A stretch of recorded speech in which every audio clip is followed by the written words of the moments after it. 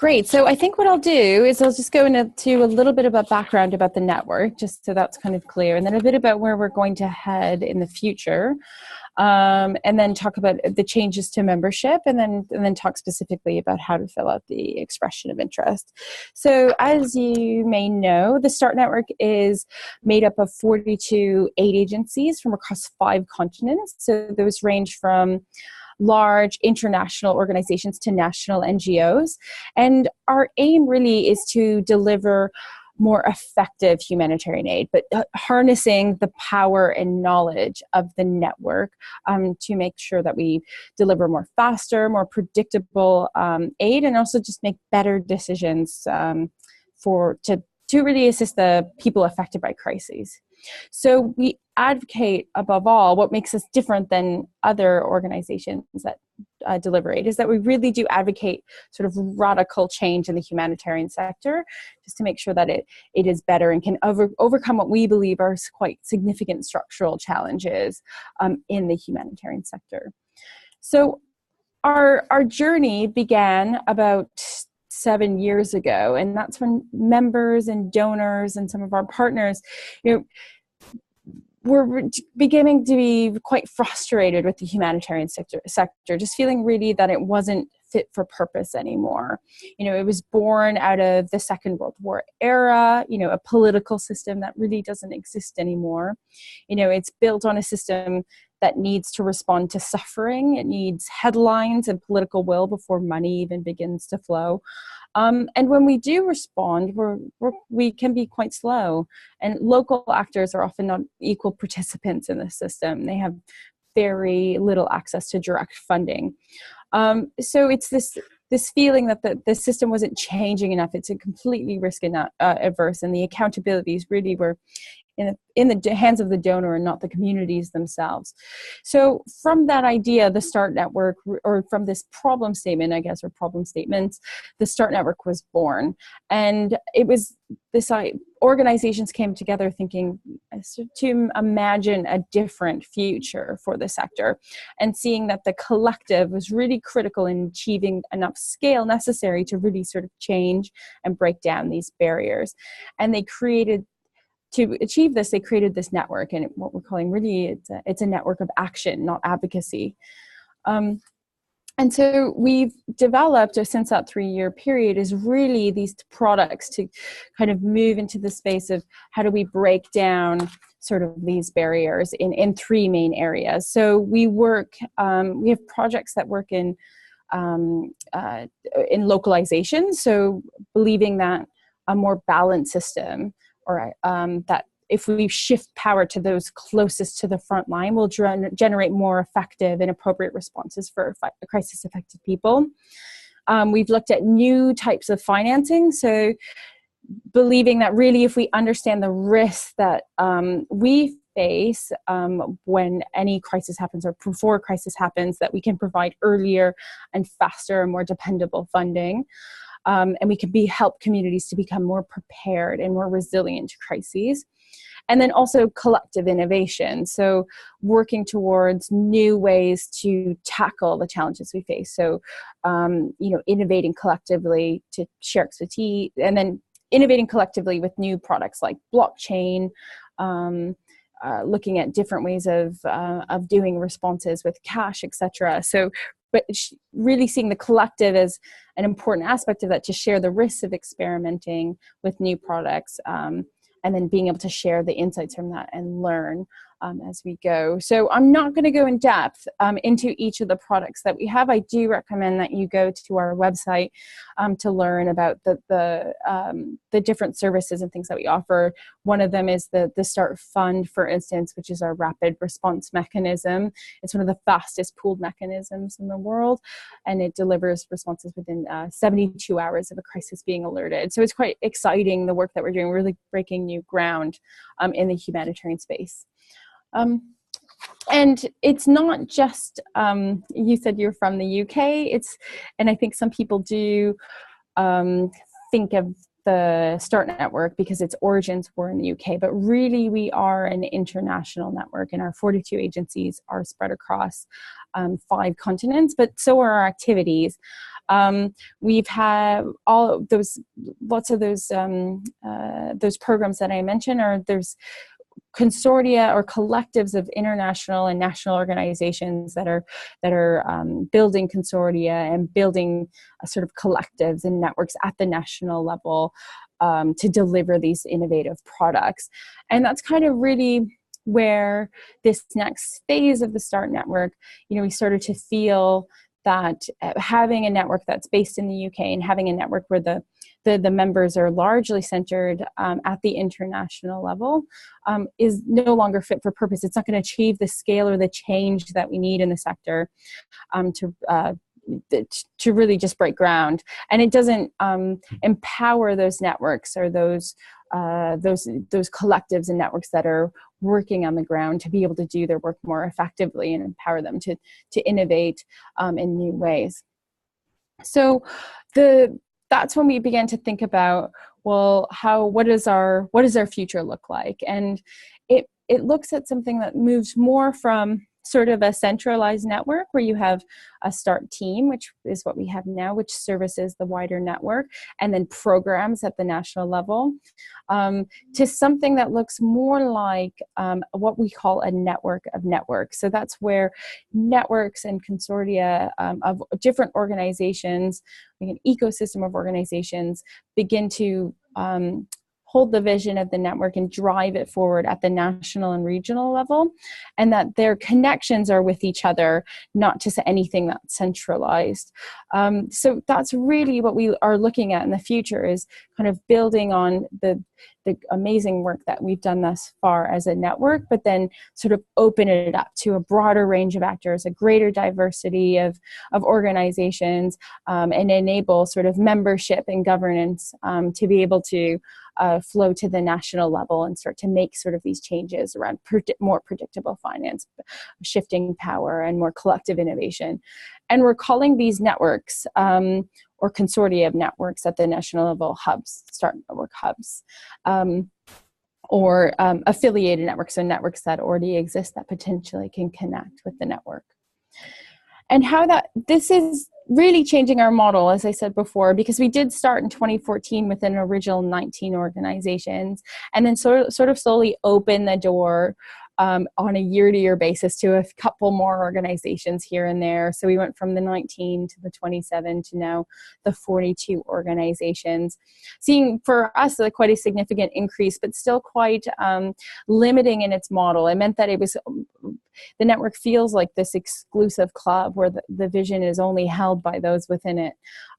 So that's when we talk about how membership will look in the future, it was to open it to a broader range of actors than not simply just the national and international actors, although we'd like to increase especially the national and local actors, but then also looking at different types of members. So, who can facilitate the kind of change in the sector? It's not just humanitarian actors, it's for-profit actors, it's research and academia, it's second-line service providers, so those that do data collection, for instance, and information analysis.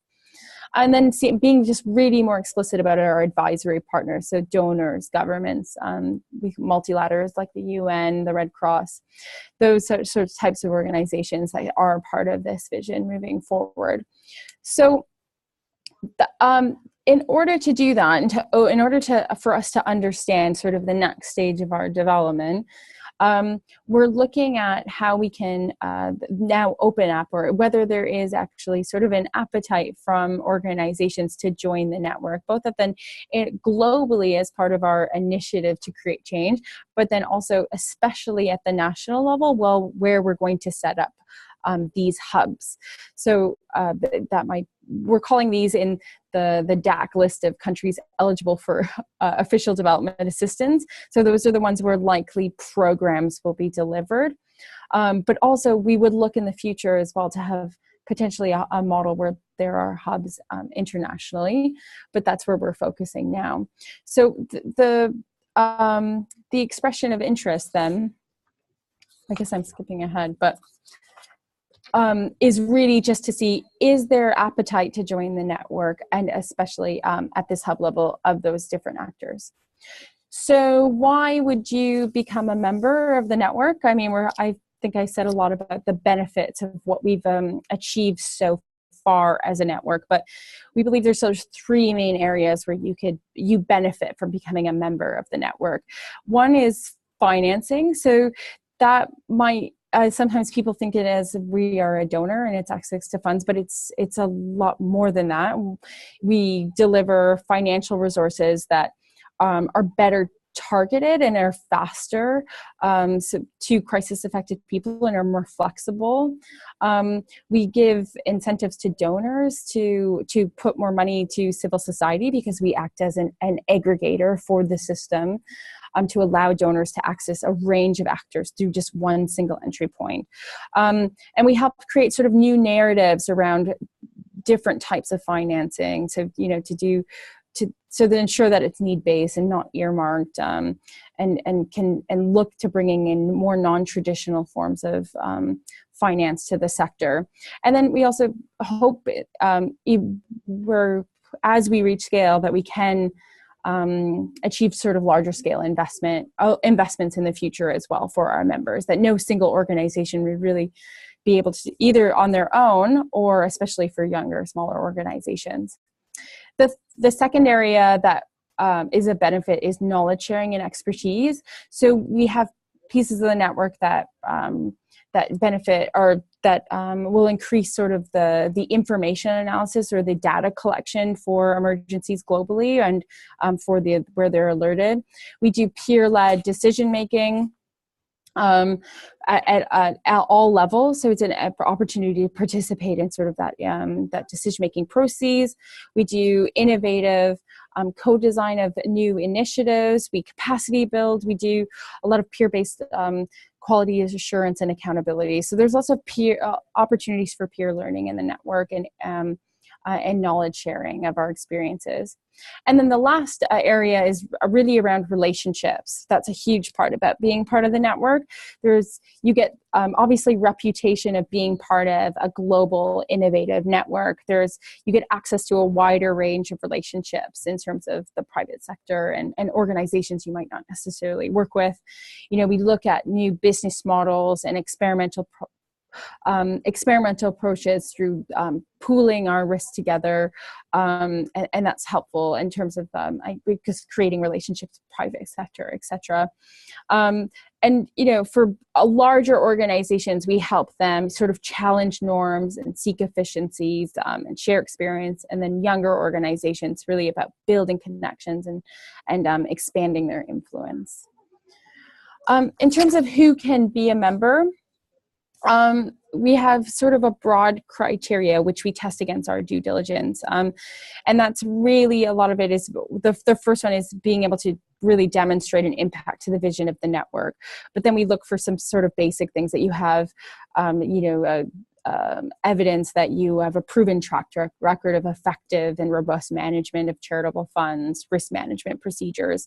We are in the future going to look for a commitment to the common humanitarian standards, but that might be something, it won't be to become certified, but it might look like something to peer review your commitment to those standards. And then of course you have to be willing to sign the legal agreements and pay for a membership contribution, which now ranges between £1,500 at the lowest end to upwards of £30,000, but that's based on our current membership model, and will change over time. So it depends where you access the network. If you access at the hub level, it might be a lot smaller. If you have access at the global level, it will be larger, depending on the size of your organization. Okay, so this is kind of the last slide I have, or one of the last slides, is really what we're trying to do through this expression of interest is look for organizations with pre-existing relationships with the network. So those who have worked on our programs or have been funded, but not necessarily a member. We want to hear from them to be able to understand, would you want to become a member of the network? We want new members to participate as well. So if anyone from nonprofit, academic, second line service providers that weren't able to be members in the past. And then from our current members, we want to hear from you where you think there could be a hub, if you'd be willing to join a hub at the national level, or if you're from a family organization, whether you're entire family would like to individually join the network. So we usually only have one family member join at this point on behalf of the entire network, but that we would like to change in the future. So I just want to say is that this is not an application. It will be a good indication for us to move. It's going to give us enough information to be able to decide how we move forward in terms of our membership in the future. So we will use this as a basis, and there'll be probably only a few more questions after. And then, of course, the due diligence that we have to go through, but it's not a formal application. So it won't go through the same procedures as before, but it definitely means we will be getting in touch after to say, okay, we would like to proceed in this area for membership. Would you like to join based on these, if this is the commitment that you're making? And the other thing is that if you're going to be filling it out, please make sure that you can do so on behalf of your organization, because we would see that as a commitment to, or not a commitment, but as a legitimate, I guess, expression of interest from the leadership of the organization. So we would hope that we would be able to build on that for the next phase. And then the other thing I would say is that we do have the expression of interest in several languages: French, Spanish, Arabic, Urdu, Bangla. So if you want a translation of the questions, please read those. But if you could answer the questions in English, that would be useful for us when we're doing our data analysis. This is just a bit about current members, which I've already spoke about. So everyone notices that it says the 31st of April. There's like 30 days in April, I think. But the expression of interest will close on the 30th of April. Then in May, we're going to be analyzing the results and also presenting to our global assembly meeting the interest that's there, and then make some decisions on next steps. And then probably by September, or earlier even, we're going to shortlist organizations to kind of take them through potentially an initial sort of staging phase, either to participate in a hub or to join the global network. And then we'll go through due diligence, and then kind of if it's a hub, it will go along a certain journey to make a business case, set up the structure for a hub, and then then look for potential funding.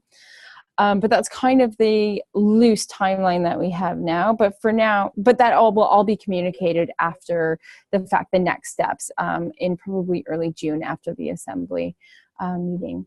So that's all for me. For now, this is a list of our members and our donors. It's a really exciting network to be a part of, and this is just one step in a bigger journey to change the humanitarian sector. So we really do hope that you join us in that journey. So that's all for me. Do you have any questions?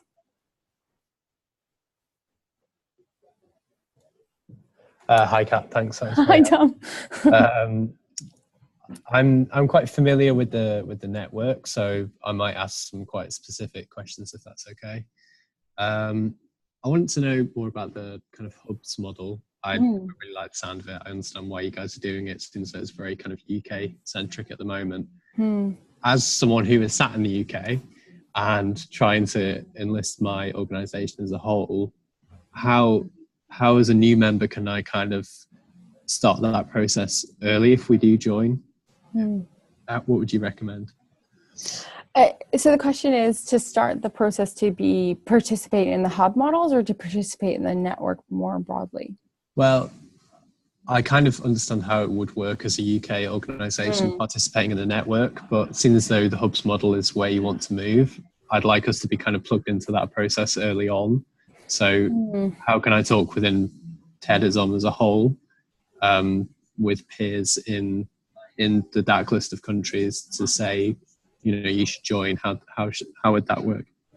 Great. I mean, the expression of interest, I guess, is one first avenue you can take, because you can get them to, the information there is of what a hub is, would that you be interested in joining, and then we can get in touch when we do move forward on the hub model to say, these are some of the initial consultations. Because like anything, we don't want to just set up hubs immediately. There'll have to be some sort of phase of consultation and market assessment. Like, is this right for this country? Is this right? Do actors want it? What was the value add? So there's going to have to be some of those initial conversations, despite us saying there's interest for a hub there, but there's some groundwork to be done in that phasing. So I guess we would just need the expression of interest will give us those sort of opportunities and context to be able to do that. If for you, talking about the network, I mean, a good opportunity is just through, I guess, if you join the global network at that level, to be able to take that next step. But that, we're still in discussions now about whether we are going to increase the central network, if that makes sense, because what we want to do in the future is sort of break it apart. So it's not just one big, all the international organizations participate at the global level, or we keep growing the global and we never develop the hub model. So that was part of the reason why they're like, can we focus on building hubs in the future? But that said, the opportunity to be a part of the global, it's the door's not closed. We're still having those sort of discussions. So then you'd be obviously much more plugged in. But now that you've developed the expression of interest, we're going to give you hopefully all the tools you need to be able to have those conversations properly, if that makes sense. Okay, great. That sounds good. How have you heard about the network? I'd be interested to hear. So I previously worked at two of the staff organisations, so Care International and did you? Actually Okay. Ensonga. I actually also great. briefly, while I was at Actually Ensonga, worked for the DEP. So did you? I was Okay, very fantastic. closely related to the Start network, and I've got a few friends there and stuff. So great. I know Start quite well. I'm trying to ask general questions that might be helpful for colleagues. The payment for membership seems to have changed as a model, because that used to be a percentage of income. Is that right? Yeah, and it still is. But I guess just gave a range. But there's a core fee, so it's £1,500 plus there's a percentage. Then we take your global annual turnover, and then we take there's a percentage of that's multiplied by. So it's global. Now it's global annual turnover times 0.0075%. And there's I know and then there's a cap at £30,000. But as we move to the hub model, when we went through all of these discussions, it became very clear that we didn't want membership fees to be gathered at the center and then shared out. That seemed kind of like a way to centralize it. So we want membership fees to be collected at the hub level. But we're kind of in this messy middle phase where we have the international, we still have people participating in the network globally, and there's no hubs. So we'll probably transition that over time. But if you're an international organization, it's going to stay around that for global access. And there's a process every year where we set them while we do our budgeting, because it's it covers a percentage of the platform costs of the Start team that I guess essentially services the rest of the network. But so I feel bad I can't be definitive, but it is in that, it's in that range, and then the hubs will vary but be smaller. Okay. Mm-hmm. And you touched on due diligence a little bit to become a member. Mm-hmm. It's quite a boring thing to ask about, but no, it's my life. But can you talk a little bit more about what that process involves? Definitely. So I can tell you how this is like the network's changing quite a bit now. So I can tell you how it works now, in the sense that and it might work largely like this future, that we have an external provider called Buzzicott, who they're like an accounting firm who does our due diligence. So we have sort of two tracks that you can do. Either you can go through if you're a completely new member. Whether you're completely new member or not, you would apply whether you've done an international donors due diligence in the recent future, in the last 2 years. So let's say you've done DFIDs or ECHOs or something like that. You can choose a passporting track, or you can choose the normal due diligence track, which is the full questionnaire. And so if you go the passporting track, then you would submit all the documents from that international donor, and then we look for gaps, and then you fill in those details. If you go the full track, then you're just doing the full questionnaire that goes, there's like 5 pillars to it, like there's like whether you have a well-functioning governance, whether you have right risk management procedures, whether you how you manage downstream partners, and then quality of delivery. And so it checks against that, the documents to submit, and then you would have potentially a conversation with that provider, depending on the information that you provide. And then they do a report, then that goes to the membership committee, which reviews that information. And then if there's any flags, then you might be put in a track where you are a member with, you're a member with caveats and you can't access funding until you put in those recommendations, or you're just full member and can access all funds, or we just reject you because you've failed your due diligence. And that's been on a 3-year period. So, and I hesitated at the beginning because we are currently, because of the state of the sector now, as you know, there's more scrutiny on due diligence processes, and there's things that are potentially we have to check more thoroughly. And so we are redoing our framework now and looking at another due diligence provider for the medium term. So it might mean there's a couple extra steps in that, but it'll be broadly around that range. And then the other exciting thing that we're looking at in due diligence is, because it's such a huge barrier for us bringing in a greater diversity of actors, is we're looking at how do we build sort of a common due diligence platform that we can get our donors to sign on and our members to sign on. So we're all using a similar system, or at least aggregating the information that we use to a common system. So we're working with an organization that's built something like this for the United States called NGO Source. I don't know if you've heard of it, but it's essentially like an online platform where all the foundations, or not all the foundations, but a large proportion of the foundations use to verify information, organizations, if they are legally equivalent to access U.S. funds. And I think they have about 800,000 organizations in that database. Yeah, and they said they've saved like 46 years of time of NGOs, because we spend so much time on due diligence every year. So it's such a massive way. So our long-term goal is to break down that barrier with other, the Near Network is also one of our partners working on that. But then there's this other, just a really immediate things that are happening in the sector that we have to make sure that we're covering our bases, and that our members have the right policies in place to be able to manage that. So yeah, so that but that's yeah, we're going to provide tons of guidance and make it as hopefully as easy as possible. But yeah, anyway.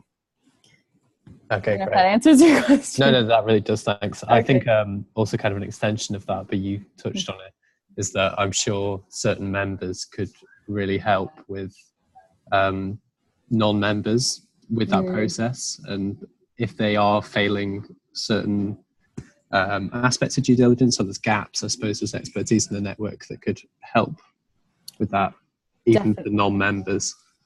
Definitely. We're looking at things like that, to like peer-to-peer. And we've tested that with a couple organizations in the past, but given the scale that we're looking at, we're looking at different types of models to that, but I think peer-to-peer is a really excellent way of doing that. So yeah. Okay, great. I think that's all my questions. Oh, fantastic. Thanks, Kat. I think that was very useful, and I feel quite lucky that I've got a webinar on my own. We changed the time a couple times, and then we're like, no one's coming. But thank you, and we'll have a couple next week if any of your colleagues do have specific questions. And okay, great, thank you. Things like that. But yeah, I think you guys have already submitted, I think, on the expression of interest, or yeah, but I might talk to a few peers through the network to maybe talk about doing their own, because it's probably got more use in terms of geographic scope.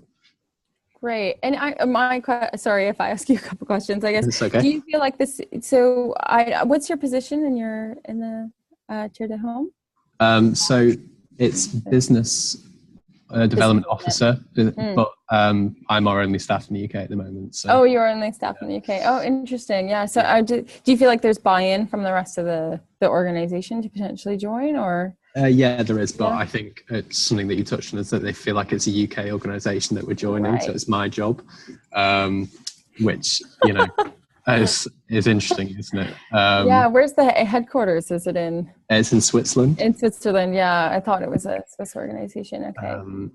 So I will relay what we've spoken about to them, because it's interesting in and of itself that they think it sits with me. When it may not necessarily. Yeah, we get that within our own members as well, and that's why we want to have them start joining individually at the international level. Because, if World Vision UK participates a lot, we also want World Vision Spain too as well. So even though they have the global remit and they hold that on behalf of their network, it's important that we, as many people as possible are participating in this, because this isn't a one organization or a few people the ability to deliver this change. So yeah, having it high up on the priority list of the international organization is important. So great. Well, if you have any other questions, but yeah, just let me know. And we look forward to the next steps, and best of luck, I guess. Okay, thank you very much. Yeah, no problem. Okay. Bye-bye. Bye-bye.